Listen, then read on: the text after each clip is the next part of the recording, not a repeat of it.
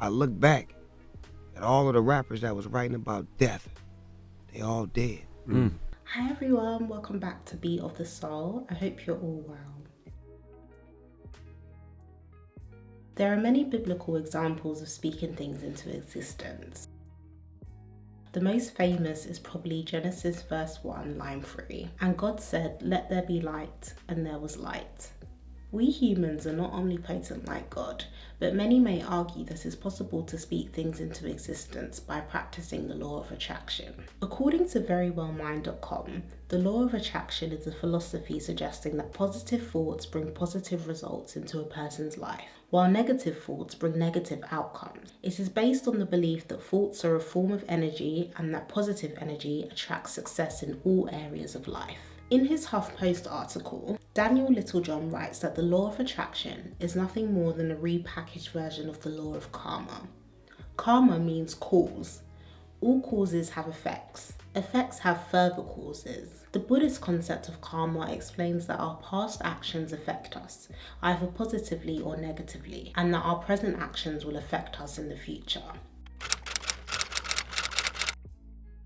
The power of the pen relates to speaking things into existence. If it's possible to speak things into existence, then I think it's important that artists tread carefully when it comes to their lyrical content.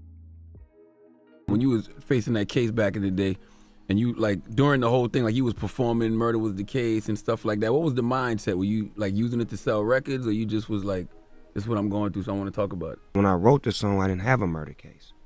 And it just made me feel like my pen created this. I know I ain't gonna make it, and death around the corner, and I'm ready to die. And that's the era we come from, to prepare ourselves for death. So I started writing life after that, because I felt like I wrote the murder case to existence. And I always look at that. This clip is what sparked the idea for this video. I remember watching this interview around the time it was released and recalled it being a great discussion. I couldn't agree more with what Snoop Dogg said in that snippet that I just played. I truly believe you can write, sing, and rap things into existence. It's a blessing that Snoop Dogg is alive and in a position to reflect back on his art and the power of his pen. Unfortunately, many artists were not afforded this luxury. The New Yorker describes him as an essential part of the commercial rise of emo rap. Gerard A. Higgins, aka the rapper Juice WRLD, died in December 2019 at the age of 21 after having a seizure. The Cook County Medical Examiner's Office said Higgins died as a result of oxycodone and codeine toxicity, and the manner of death is accident. Although Juice WRLD's death was ruled an accident, for those familiar with his music and lyrical content, his death was arguably imminent because it was wrapped into existence. Listen to my lyrics, roll a blunt up a OG and get high on this. Mix it with the pills and liquor, I may die on this. Did I do that shit on purpose? Suicide in that. Hey, I wonder what happens when my life over. Sometimes I think it's coming up. Some may say that Juice WRLD's death was not the result of his pen, as the power and consequences of drug use and drug addiction outweigh speaking things into existence. The pen didn't kill him, the drugs and the addiction did.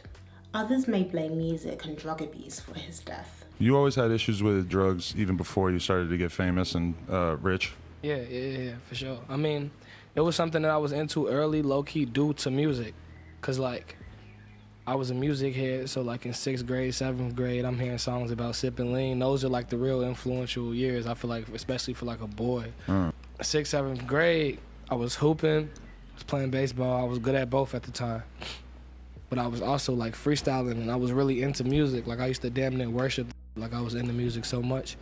So my family putting me on all this different music, Future, Gucci, all these talking about drugs, bro. You can't help but ignore how fun or how interesting, at least, they're making Xans and Lean and all this sound. Yeah, bro. Like when I heard Future, the first Dirty Sprite mixtape, and that had me wanting to sip lean at like 11, 12 years old, bro. There's a recurring conversation about whether music causes things such as violence, drug use, scamming, fraud, promiscuity, and more. I don't think it's as simple as music causes X or music does not cause Y. as we're all complex individuals who respond to things differently. Just as Juice WRLD talks about music causing his drug use at a young age, another person who was the same age as him may have listened to the same music growing up but would not have felt compelled to engage in drug use whatsoever. Legendary singer Amy Winehouse died of alcohol poisoning after binge drinking following a period of abstinence. Similar to Juice WRLD, some may argue that Amy's death was sung into existence.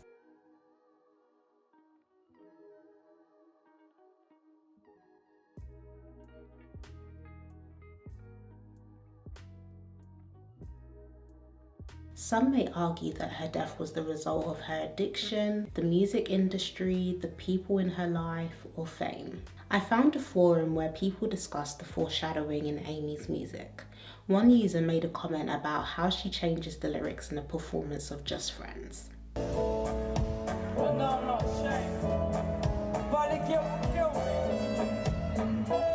If you die first. What are your thoughts? What or who do you think is to blame for the deaths of Juice WRLD and Amy Winehouse? Is it a combination of everything I've discussed, or is one element to blame? Before I discuss my final thoughts, I wanted to give a positive example, as I realise everything I've been talking about is pretty morbid and dark. The talented sister duo Chloe and Halle are becoming increasingly successful and gaining more recognition as the days go by. Everywhere is one of the songs featured on Chloe and Halle's 2018 album, The Kids Are Alright.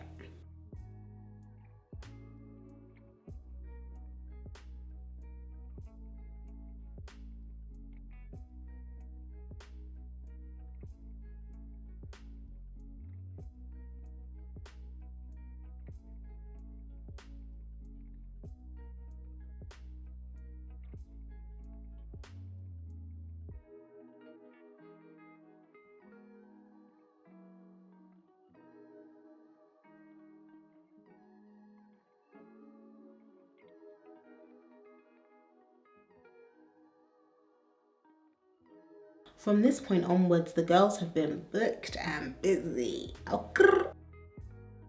Some examples include working on Grownish, Halle working on The Little Mermaid, numerous performances throughout 2020, the release of their second album Ungodly Hour, for which they have numerous production, composition, writing and engineering credits, and brand partnerships. I can imagine that they've received some fat checks, and singing songs like Everywhere has definitely helped bring more money into existence. But by saying this, I'm not undermining the fact that Chloe and Halle work extremely hard, and that is another reason why they've had all these opportunities.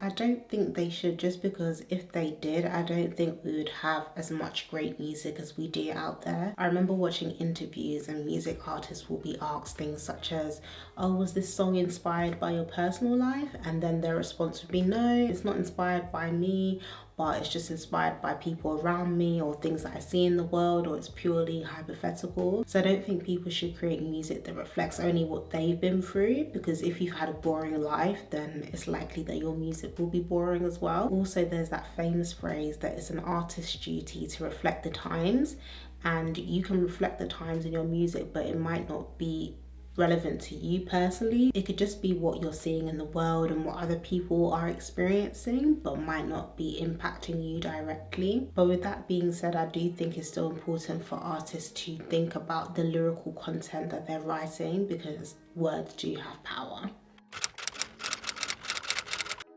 So if you don't believe that it's possible to speak things into existence, then everything that I've talked about, you would think it's just a coincidence, but I don't believe in coincidences.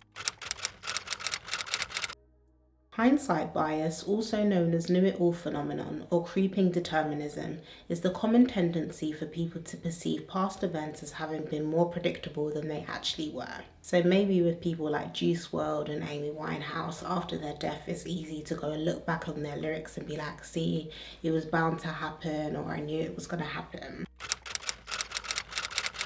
If you look at Michael Jackson, for example, pretty much all of his music was very positive, but look what happened to him.